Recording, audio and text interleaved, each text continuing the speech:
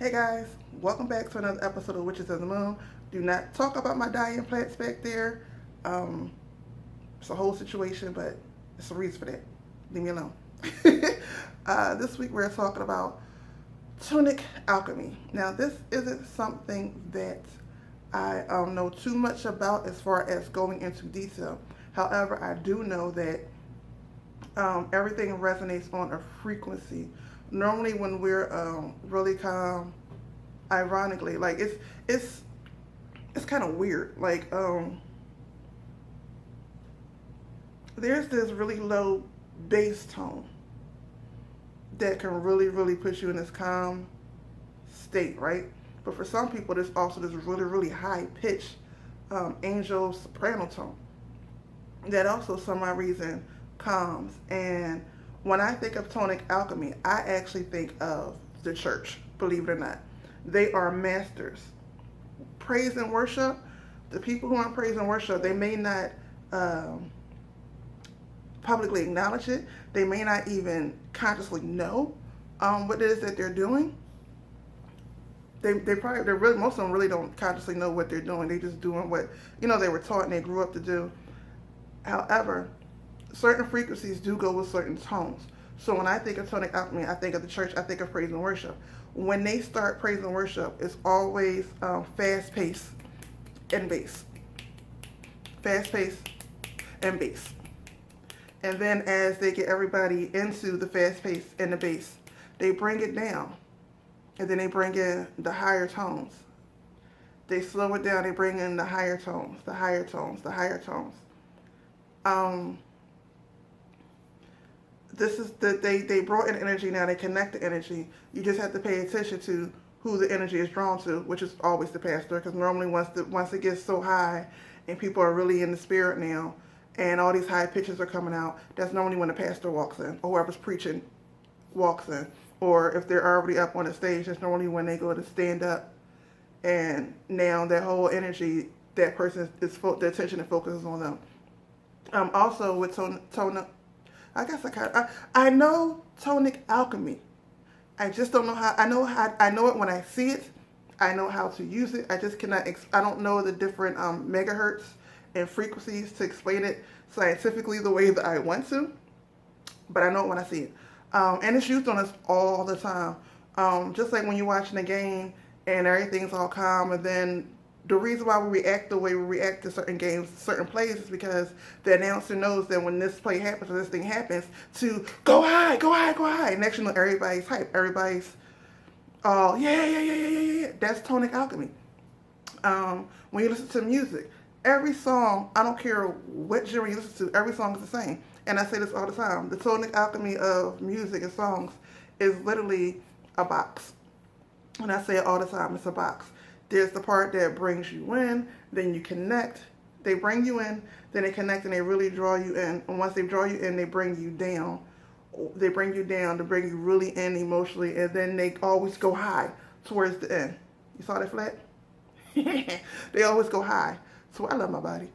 But they always go high towards the end. And then, boom, they out. Or it's always something done to, normally might be a bridge or something that once they go high and got you into, it's a little bridge or something where they're just making some weird sounds or a ski bop a doo bop, or it might just be some instruments or whatever to pull that energy that you just build up right back. So I guess the only thing I can say is Tonic Alchemy is a real thing. It's done in speeches, it's done in music, it's done in movies, it's done at concerts, it's done in just regular TV shows. It's everywhere actually. It's done in storytelling. That's Tonic Alchemy is actually a very important part of storytelling. Like, I don't want y'all to think that it's a bad thing or it's being used against you, even though at times it is. But if you know it, then you can know how. I wanted to try to say it the way the Buddhists say it, not to come off so Bible-y, but I can't remember what the Buddhists say. But I know the Bible says to be in this world and not of it. So once you know it, and once you're able to recognize it, you know when each note is going to come. You know when it's going to hit. You know when I need to just cut that little piece off. You know when you know when it's coming at you, so you can still enjoy it without being totally engulfed and pulled into it. Uh, but yeah, that's all I really want to say about Tonic Alchemy. It's done all the time. It's even done when you're talking to people. You can like when you understand Tonic Alchemy, you can always when you're talking to people, you can see when they're trying to draw you in, they either make it real hype, they get you real hype, or they get a little monotone, so then you have to lean in and pay attention. It's done all the time. Okay, we all do it. We all do it. We don't even know we're doing it because we've been raised to do it, but it's it's in there. It's everywhere. Okay. That's the best way I can explain it because I don't really know all the scientific things to it. Also, with Tonic Alchemy, I do know that with plants and things like that, when you listen to high, depending on the music that you listen to, it can either wake it up, which this one's starting to wake back up, or kill it.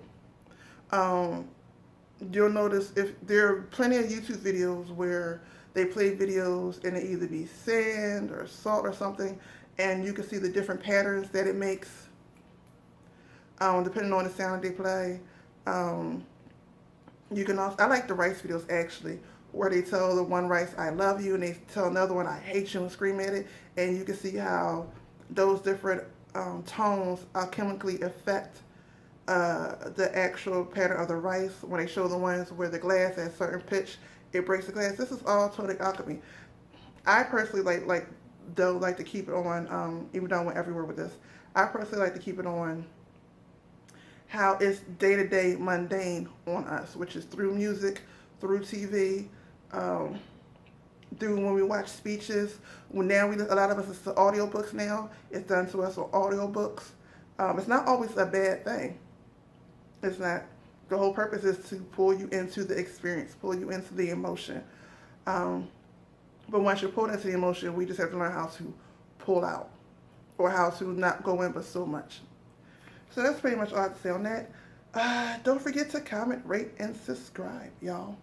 I have no idea why I'm doing this. I have no clue. Just feel like doing it.